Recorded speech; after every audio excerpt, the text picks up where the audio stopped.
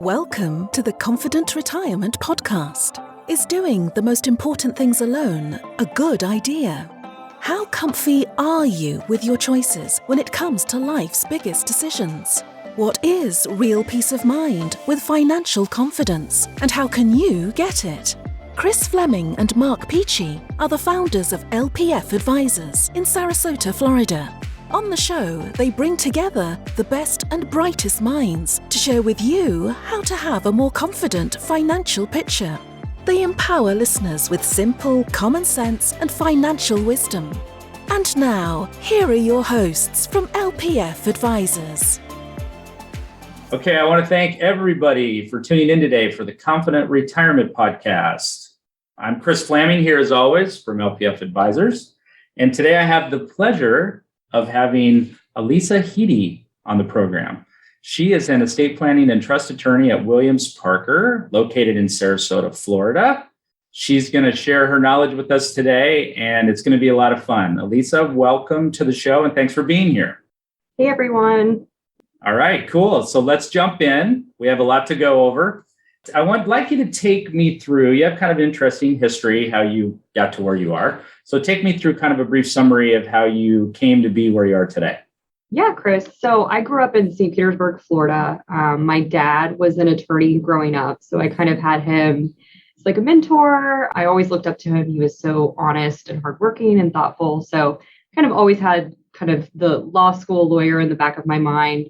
Went to the University of Florida for undergrad, and then decided that I couldn't make a living off an anthropology degree. So decided that archaeology wasn't going to work out, and ended up going to Stetson Law School in St. Pete. And then kind of during law school, I figured out what I didn't want to do, which was not criminal, not family law, and ended up really liking kind of the estate planning tax realm. So I went back to the University of Florida for an LL.M in tax. And then during that program, I received a really great opportunity to work in Sarasota. And I knew I wanted to be kind of on the west coast of Florida. And it was just a great spot for retirees and estate planning. So that's how I ended up here in Sarasota. Okay. And for people who don't know, who are watching or listening, what is the LL.M designation? What is that? It's a master's degree. So it's a master's in law. It's like a graduate school program after you obtain a law degree. You can also get it without a law degree, but it's just kind of an extra year of education that really focuses on tax planning. So I focused on estate planning, estate tax, gift tax, generation skipping tax. It kind of puts you ahead in the estate planning realm. Whereas if you came out of just law school without that extra knowledge of the tax implications of an estate plan, you're kind of limited to just doing untaxable estates and administration. So it really kind of opened up the field so I can serve all sorts of clients, from a widow who may not have that many assets to multi-generational families with over like $100 million worth of assets. So it kind of spreads the field and lets you represent a whole wide range of clients. Thank you for clarifying that. Now, if you could go back in time and give the younger you some advice when you started out, what do you wish that you knew then that you know now? So I think one of the things that I really wish I would have known is that law school prepares you to think like a lawyer, but it doesn't actually prepare you to be a lawyer. So kind of entering the workforce after being in school for 8 years was kind of a shock to me. So I really wish that I would have had more maybe experience with like mentorships and clerkships and actually kind of in the actual practice of law before kind of getting thrown in. So I think maybe having a little bit more real world experience prior to actually becoming an attorney would have been very helpful.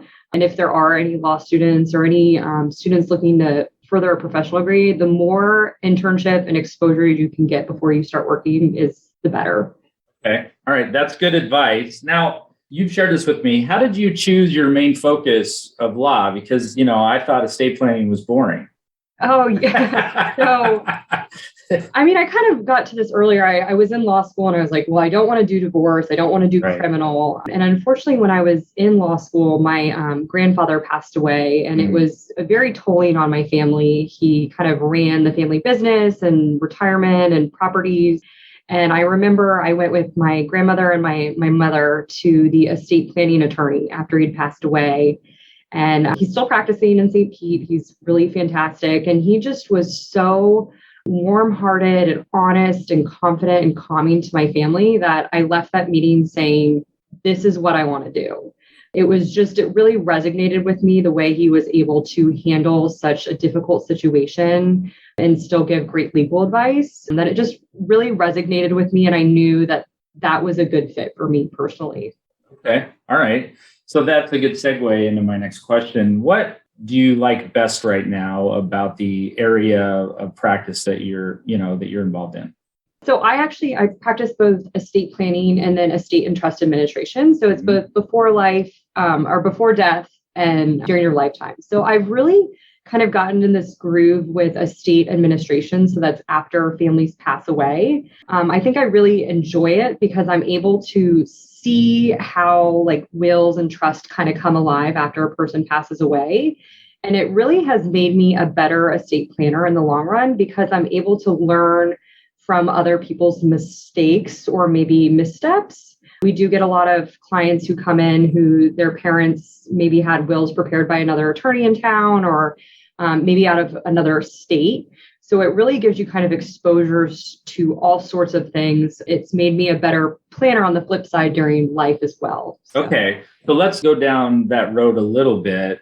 So give me an example of a common mistake that you see, and then maybe an estate planning, either tactic or a concept that would address that a lot of people should maybe consider without giving legal advice, of course.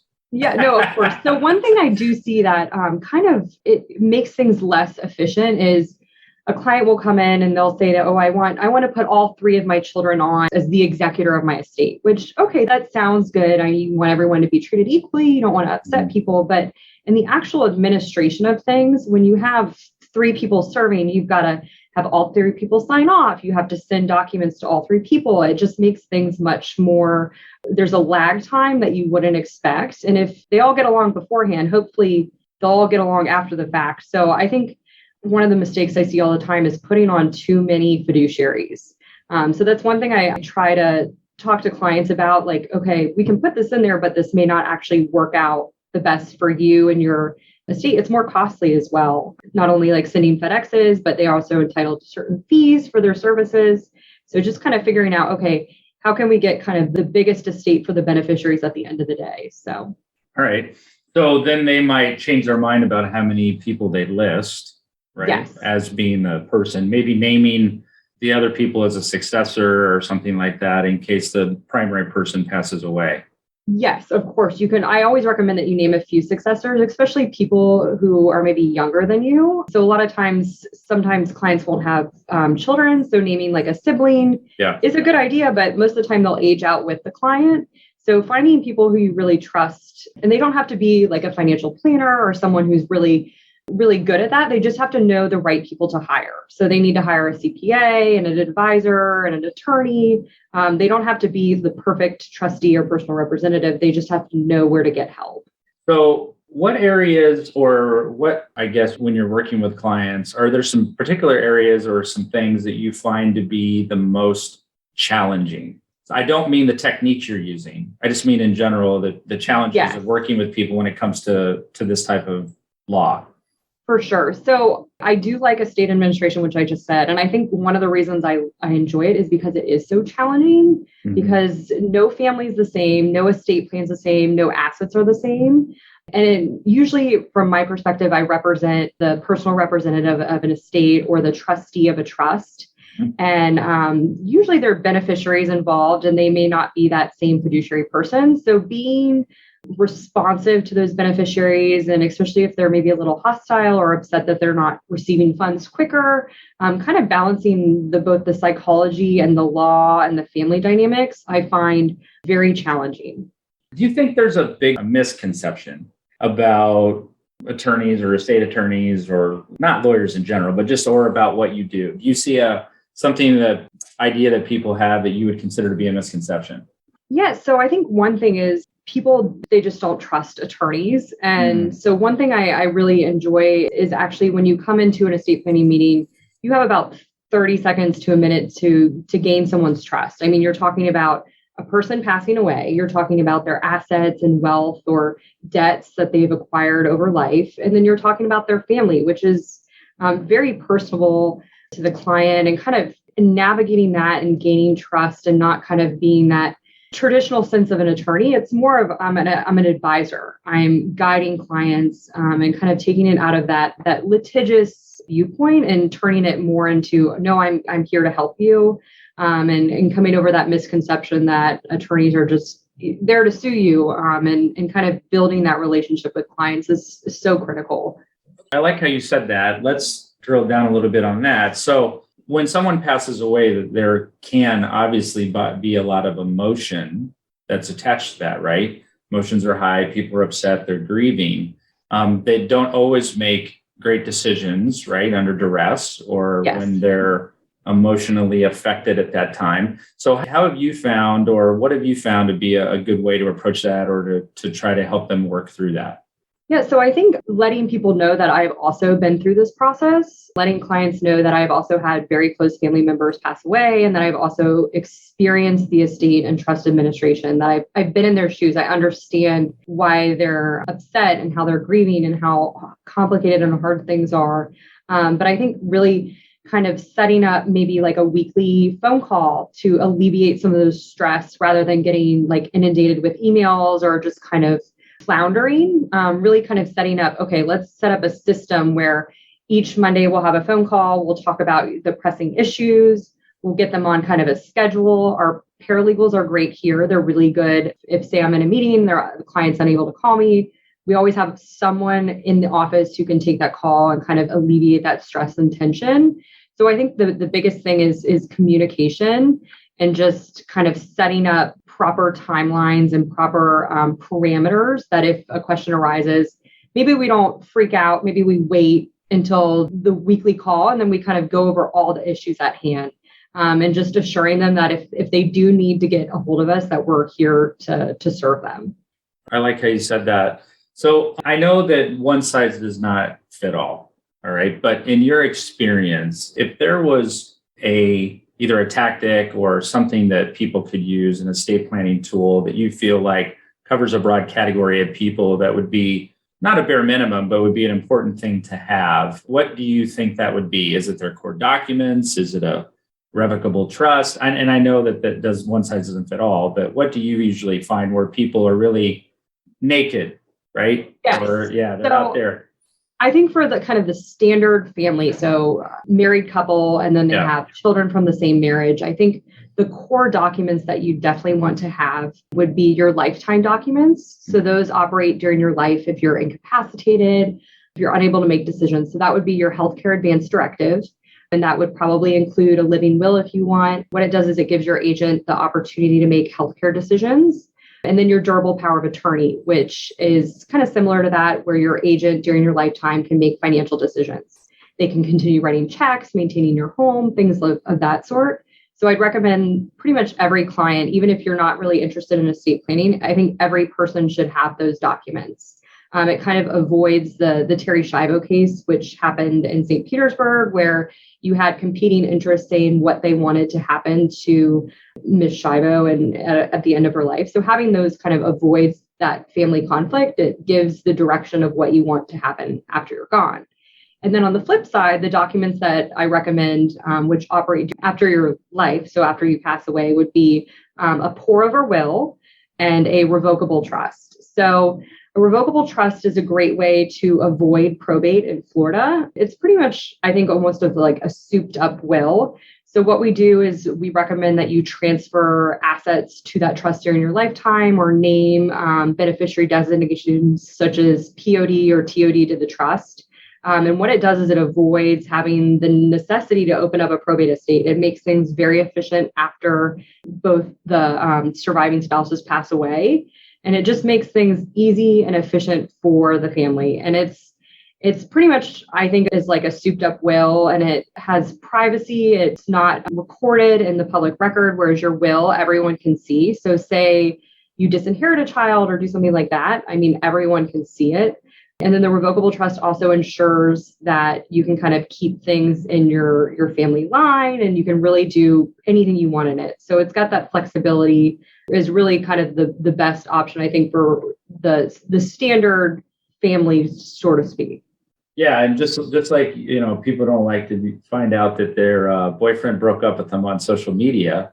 You don't want to find out you got disinherited in the newspaper. Who reads the newspaper really anyway? Something you want to do, right? So. Who reads the newspaper anyway? Okay, so without sharing any confidential information or details, I'm hoping you can give me an example of a situation where you were able to really help a client situation turn things around for the better. Yeah, so I think one thing, clients come in and they want things to be simple and efficient. And so I understand that. But then we kind of get diving into, okay, well, what are your assets? Tell me about your family. And it ends up that either a child may be doing great. They have like a physician child or something like that, but they need some asset protection, that child. So instead of just giving everything outright, we may change the trajectory and say, okay, well, we're going to set up a lifetime trust for this child to kind of insulate them from creditors. And the child may be doing great. He might have a fine marriage, he or she, and just kind of, instead of having everything going outright, showing them, okay, this is a different opportunity than what you thought. And it's still pretty efficient and simple, but the amount of credit protection and asset protection that you get from it for your child for maybe generations to come kind of outweighs just having things simple and efficient. I think another thing that people don't really think about when they come in is that it's not just the estate planning documents. So we execute the will and the trust, and there's still a lot of things that have to go on either before or after, such as putting assets into that trust, updating your beneficiary designations, retitling property into the trust if they have out-of-state property or rentals, or setting up LLCs for maybe like houses that they rent out. There's all sorts of things that happen after kind of the fact that people don't really think about. So I think kind of going over the assets and the family and letting people know that it's not just simple and as straightforward as one would think. There's always way more to it, all these different layers that people don't think about. Yeah, and simple doesn't always equal efficient. So that other solution might be efficient, but it wasn't simple necessarily. You can always draw a picture for them with boxes and lines. They seem to, most people seem to get that. Some people are visual learners, so right. we definitely do flow charts. It just doesn't resonate with some people. So picking different ways to share the information is always. We needed to take a PowerPoint when we were in college. There needed to be a class. Okay, so let's shift gears here, Alisa. What do you see as your biggest opportunity for the future, professionally? Yeah, so in the past year, I actually transferred from a boutique law firm in Sarasota to Williams Parker, which was a major change in my life. I went from like a 7 attorney firm to now a 50 attorney law firm. And it's just really been kind of eye-opening. I'm so excited about the opportunities that the firm presents. They really push for having attorneys and associates of all different levels. So I'm so excited about growing with my peers, my fellow associates, and kind of taking on the Sarasota community and improving it and making this a better place, and then just continuing the legacy of the firm. So I'm just so excited to grow with smart, young, talented people around me. And it's really, I think, going to be a great way to build my future. Okay, now on the flip side, this is a little bit tougher to answer, but we still want to address it. Biggest challenge for you that you see, obstacle you need to overcome, frustration, whatever that might be. Yeah, so I think one of the biggest things is with kind of the changes in the law lately. We've kind of been ebbing between conservative and liberal parties. And so with that comes major changes to tax laws. So trying to serve our clients and be prepared for any changes has been really challenging. So really kind of being ahead of that curve and informing our clients of any changes, being on top of things and preparing for kind of the wave of clients coming in, doing potentially some gifting before major legislative change, I think is the most challenging thing for me and my department here. Yeah, I sometimes get those calls. They said this today, or this came out, or I read this article. So what does that mean? Do we have to do something now? All right. If people want to learn more about you, what's the best way for them to contact you or to reach out? Yeah, so the best way is either to call or email me. My email is aheedy@williamsparker.com, or you can visit our website, williamsparker.com, and see if you need help with an estate planning attorney, or, we're full service. So we handle all sorts of things from litigation to labor and employment, real estate. We pretty much do anything besides criminal or divorce, or family law. So if you have any needs, feel free to reach out to me and I'll either help you or put you in contact with the right person. All right, fantastic. Alisa, listen, I want to thank you for being here today. I want to thank you for being on the show. This was very helpful, very informative. We covered a lot of information in a short time, and it was great. And I want to thank everybody for listening and tuning in today, watching the Confident Retirement Podcast, brought to you by LPF Advisors, where we're raising the retirement confidence of everyday people to another level, one show at a time.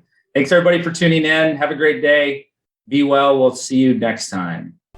You've been listening to the Confident Retirement Podcast with Kris and Mark from LPF Advisors. For more information on them and retiring confidently, please visit lpfadvisors.com. If your ears are pleased and your mind is now at ease, do share the program with your friends and subscribe wherever podcasts are found.